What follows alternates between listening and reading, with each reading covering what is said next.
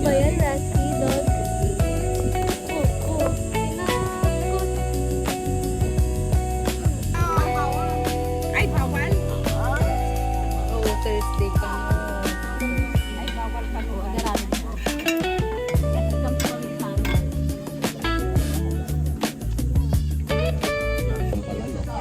May sakit po. Oo. Kaya ang gusto ko, kung sakaling mayroon na kayong trabaho o naka-employ na kayo ng trabaho, kung gusto nyo pumunta dito, mamasyal, kung sakaling puntahan ko nga ang lulo ko doon sa Pangasinan, sabi nyo, gano'n. Kasi alam nyo na rin yung pupunta nyo na dito. Nya, apok kung sakaling wala na kami, basta importante, nandito naman yung mga pinsan nyo. Ako, now. Kaya, ang ibig kong sabihin, palagi lang kayong pumupunta dito kung may time kayo. Para hindi nyo Hindi, mag-season pa rin yan. hindi nyo Mag-season pa rin yan. Ay, hindi. Di ba na-send mo makalimutan. na? Oh, nag-send na oh. Dito sa amin. Dito yung bahay ng lulo ko noon. Pero nandyan naman yung mga apo at saka yung mga Ay, pagmananyaw! Hindi yung mga Mami, ano sa ko, tricycle. pamangkin. Anya tawag dan diya kay anak ko nga ni Rabet, pamangkin o pinsan. Pinsan. Oh, akong anak apo na may kapansanan, hindi mo pa nakita? Hindi pa po. Nandyan yung bahay niya, oh, may sakit na epilepsy. Yung 32 na ang ang 32 na ang years niya. Years na, taon na. Pag kumakain, hindi niya alam kumain. Sinusubuan. Tumay na lang, ganun. Pero kami ang nag-aalaga sa kanya ako. Opo. Oh.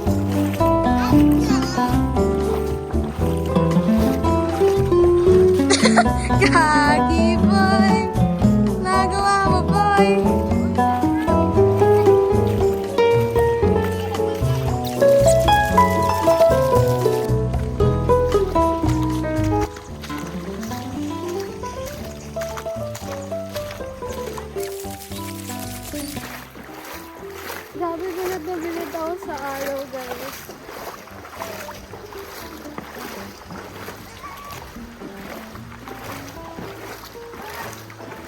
Pero ang clear ng water. Look. It's very clear, guys. I love it. Kasi itong pinaka-ayaw ko when it comes to this. Puro bato yung daanan. And it's like may parang malalaking bato. Tapos, hirap na hirap ka kasi baka mamaya ma-slide ka or something. Then like, pag naligaw ka or like wala kang kasama, maliligaw ka. Grabe, walang tao makakarinig sa'yo dito, promise. It's so hirap. Alam mo yung bato nila dito? It's not yung like literal na super rocky, like yung rough. Pero, ano siya? Parang siyang pebbles. Ito siya.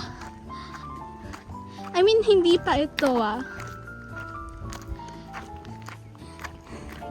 Grabe. It's so nakakapanghina. Tapos like, alam mo yung ang init-init. Tapos hindi pa ako pinayagan ng nanay ko mag-swim kasi iitim daw ako. Pero yeah, kasi kaya hindi ako pwede umitim kasi magbe-birthday ako and ayun yung cousin ko nag-picture. Ha? Alam mo, kaya siguro ako nag-gym and then like gumastos ng 50 pesos sa treadmill. Kasi para dito. Pero unexpected to ha. Nag-gym lang ako for a purpose. Like, purpose ko is para maging okay yung body fit ko kasi tagal ko nang hindi nag-fit. And then, after nun, siguro mga few weeks later, eto na yung ginagawa ko. Naglalakad sa sobrang haba na ano tawag dito? Paradise? Ayun. Actually, hindi ko na nadaanan yung pebbles. Or like, nabigyan ko siya kanina. I'll just replay the video na lang or like, i-adjust kung ano yung mahirap na part. And then, eto, lalakad ulit sa tubig. It's so mainit. At si Kuya naligo ulit. Ayun.